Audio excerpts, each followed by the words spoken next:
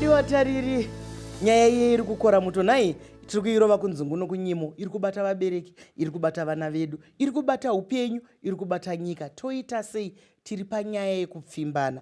Vanhu ngavarege kuramba vachingorambana kani, vakanzwanana vakanzwisisana pakupfimbana, vakateerera dzidziso iri pano, pamwe tinopona. Tasvika muchikamu chiye chekupesera chatinongokanda mashoko aunoda kukanda kumusha Lisa ndeyekuti kudii.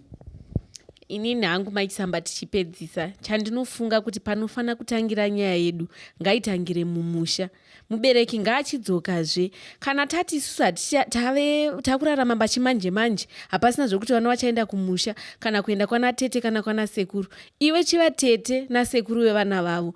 Budira vana pachena, kwete kuvanzira vana kuti aiwa isu pano hatiiti zvekudanana, aiwa ini vana vangu havadaro, nekuti dzimwe dzengo vabereki vanotozviona kuti uyu mwana wangu akutoita zvebonde achigara munomba, but havafi vakabuda pachena kuti mwana wangu zvauri kuita zvakashata. Vanomurega akadaro, asi mhedzisiro yazvo iwe ndionokuvara semubereki, nekuti mwana wako ndiye anozosvika pakuparara. Ndizvozvo mashoko makukuta ari kutaurwa. Rutendo Maichisamba, pane dzimwe pfungwa dzandandisina kuvhiya, regai ndichingodzitaura. Dzitaure. Kurarama kwamazuva ano ndoda kutaura ndakamirira vamwe vasikana. Nekudzidza kwave ikoko, dzimweni dzenguva unenge uchingovhunzwa kuti uchawanikwa rini? Ko mazuva ano uri kumbofambidzana naniko? Ko kubva paya nanhasi? Mibvunzo yacho yakawanda. Iwe pamwe unenge uchida kuti ungoita chikoro chako, umboshanda-shanda, utenge tunhu twako, umbozvimirira semunhukadzi, zvichida uda umbobatsirawo vabereki, uchida kuvabvisa pane chimwe chikamu. Nazvo unozongowana nokupfimba, unongomubvuma kuitira kuti uwanikwe semunhu, uonekwe here semunhu pavanhu anewo mukomana wake, kunge usina kuremara, nokuti ukaramba usina unoita sekunge usina kunyatsa kukwana. Pane chimwezve maichisamba, tikada kutarisa neiwo mafoni avakwaya, takukurumidza kuona zvinhu zvinotekenyedza kana zvinodenha nyama. Ndo pamunoona paya pamunenge muchibvunza kuti ko muri kumbokurumidzireiko kuenda pabonde, ko muri kumbozvimanyirireiko. Tinenge takurumidza kuona chapinda muziso maichisamba, unenge wakutoda kumbochizama, unenge wakungonzwa kuti dai ndaenda kwakati, dai ndaita zvakati.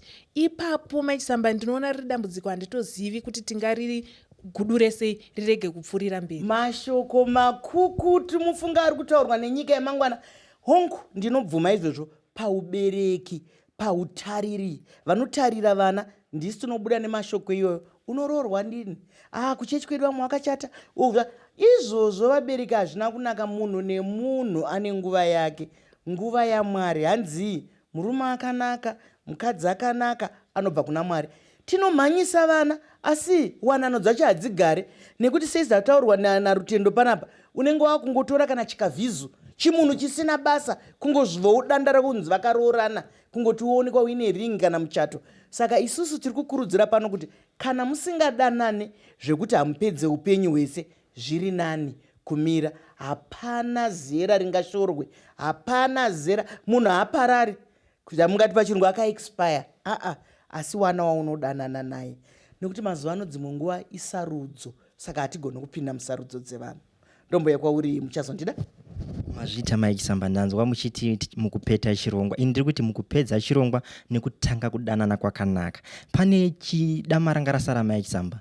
Ndoda kuudza hanzvadzi dzangu kuti umandara kunzi handisandarara nemukomana hakushamisiri maichisamba.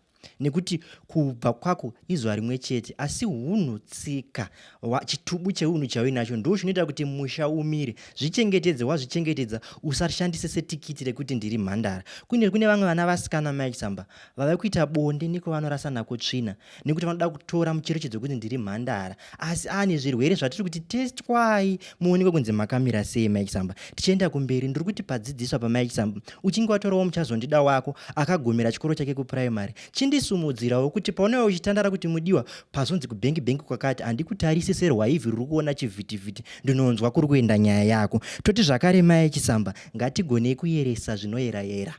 Wanana haina kumbobvira yakachipa, wanana haina kumbobvira yakaita iri nyore.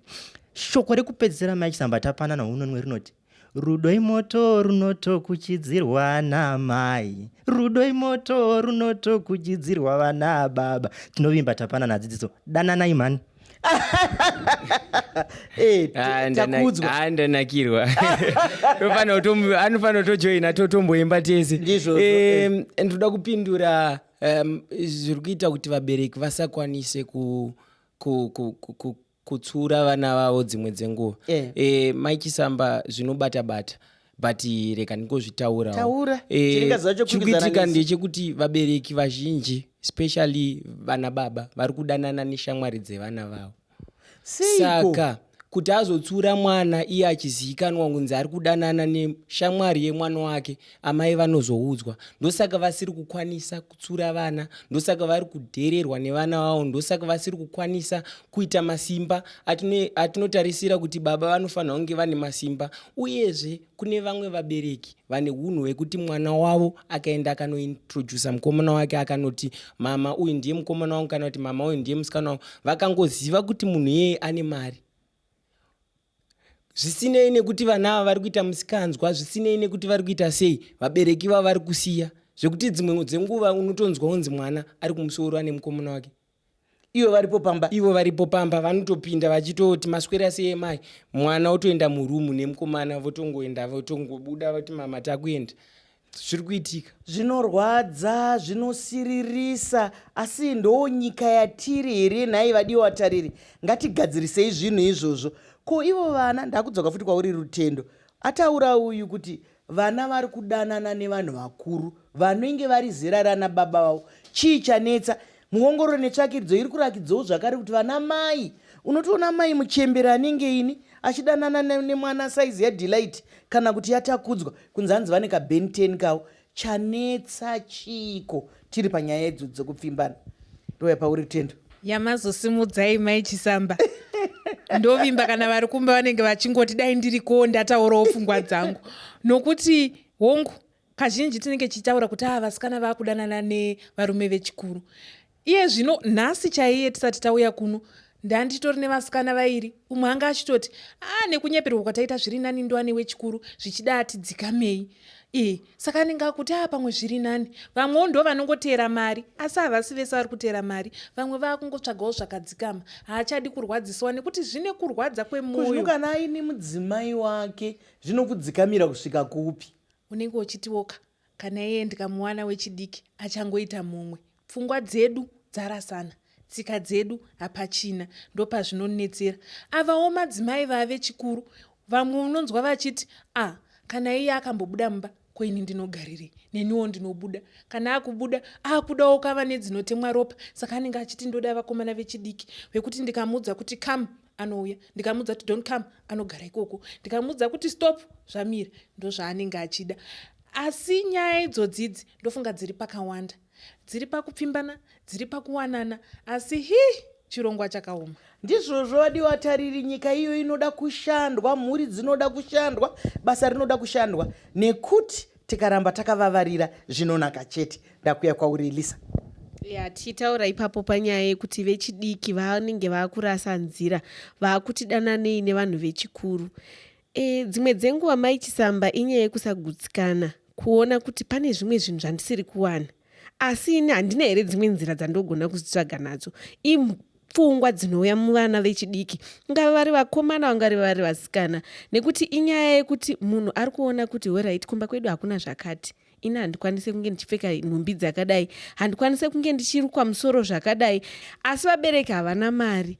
Asi munhu anenge akufunga kuti handina here mawaniro andinokwanisa kuita. Saka dzimwe dzenguva inyaya yeruchiva, inyaya yekusagutsikana inozoita kuti vanhu vasvike pakudanana nevanhu vasiri vezera ravo, zvinozotisvitsa kusiriko. Ndizvozvo vadiwa tariri, upenyu hunoshandirwa, upenyu haungonhongwa sehohwa, nokuti hohwa ndo hunongofuma hwakazara. Vanhu ngavashandire upenyu hwavo, mukatsvaga zviri nyore muchadya nezvinoyera. Muchazondida maita basa yemaichisamba. Ndine chichemo kuvabereki vari kunze uku, ngatisapinde muwanano dzatinozouraya tichinge taisa maruva panyika. Hakuna chinhu chinorwadza sekufungira rudo rwababa, hakuna chinhu chinorwadza sekufungira rudo rwamai, asi vabereki vakaita upenzi neufuza.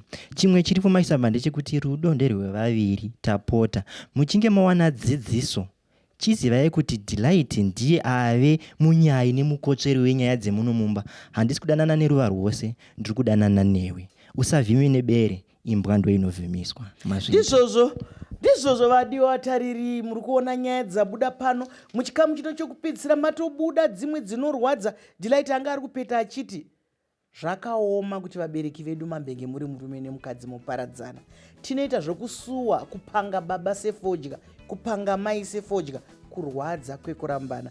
Imi manga mutandadzana nesu, madzidzi mafunge kana paine zvimwe zvamunofunga kuti tasirira, makasununga kutiridzira kana kutinyorera. Ndine urombo chiringaziva chabva chatsuka chikakwata.